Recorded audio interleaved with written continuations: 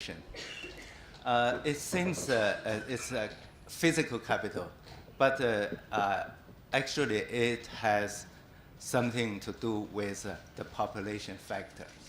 For example, if you have a declining dependence ratio, that is the ratio of dependent population to working age population.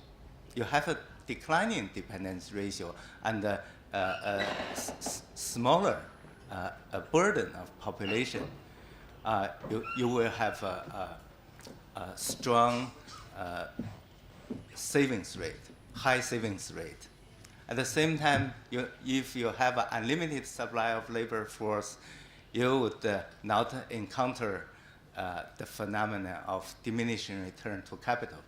So therefore, the good, the favorite population factors actually support the capital accumulation, therefore the investment. So that's why the capital contribute almost 60% or 70% of the total GDP growth. Secondly, you can also see the labor number and the human capital, that is the education of workers. They contribute a little bit to the economic growth. They are population factors. And also we can use another variable of dependence ratio as a pure demographic dividend proxy. So therefore, it contributes something to the economic growth. Afterwards, we have a total factor productivity. First of all, first part of the TFP is the reallocative efficiency. That is when labor migrated from a low productivity sector, that is agriculture, to high productivity sector, non-agricultural sectors. You gain the reallocative efficiency. That's a major part, at least the half of the TFP contribution. Rest would be something like technical productive efficiency or technological progress and other things. So from the entire period and the whole economic growth, you can see the population factors matter a lot. So if the demographic trend changes, we will have a different profile of economic growth. Therefore, we will depend on different economic growth model. So in fact, I put in a different way to explain it again.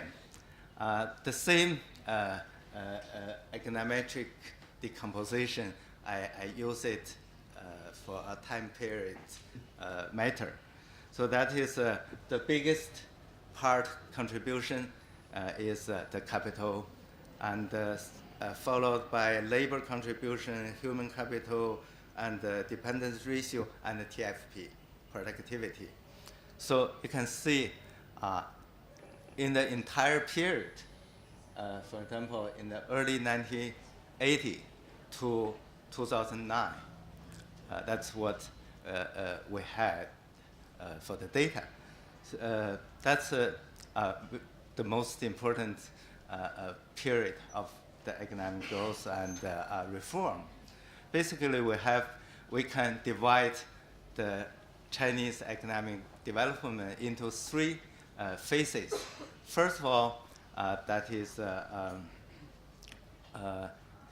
in the period of 1978 to 1984, in which the rural reform in the form of household responsibility, that is dividing equally the land to each of the rural households. And it released the the agricultural labor, and at the same time increased incentive for agricultural production. It was also the starting point of the Chinese economic reform and the long-term economic development. And second period of the Chinese economic development was in the entire period. This is in the early, from let's say the mid of 1980s to 2010. That is the period in which the Chinese economic growth benefited great deal from a demographic dividend, because all these contributions have things to do with demographic factors. So the third period, that's just the beginning. After 2010, in China, we have countered new demographic transition stages. That is, the working age population started to decline in absolute number. So that is, we are losing the demographic dividend. Therefore, we have to find a new source of the economic growth instead of old source, only the population factors. So that would be after 2010, it would be new stages in which the conditions for the transformation of development model ripe. So this is, I think that would be the first part. So in conclusion, for the first part, you can see in the past 35 years that the fast economic growth of China has accompanied by equally impressive demographic transition. Therefore, the demographic transition guaranteed the human resources, the number of workers, and the quality of workers, and prevented diminishing return to physical capital, and generate reallocative efficiency,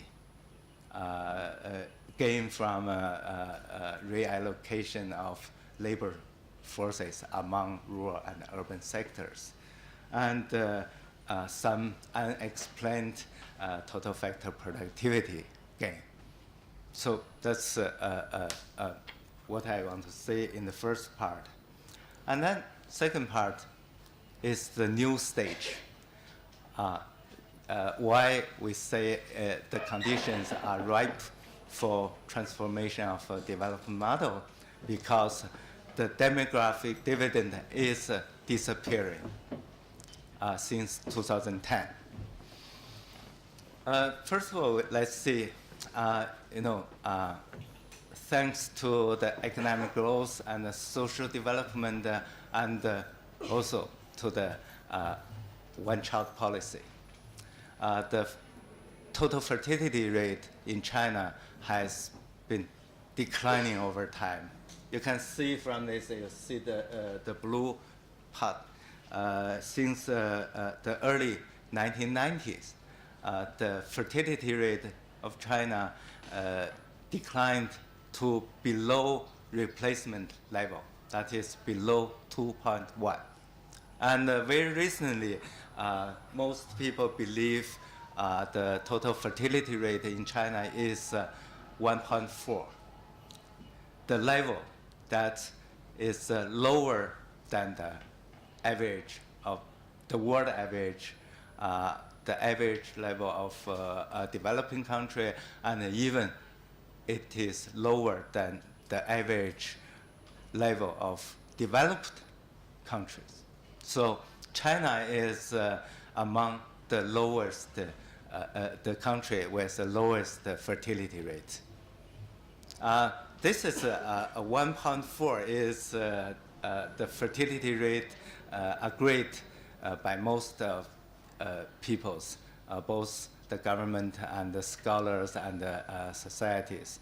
But if for demographers, if we exercise the census data, actually we got the total fertility rate only 1.2, even less than 1.2.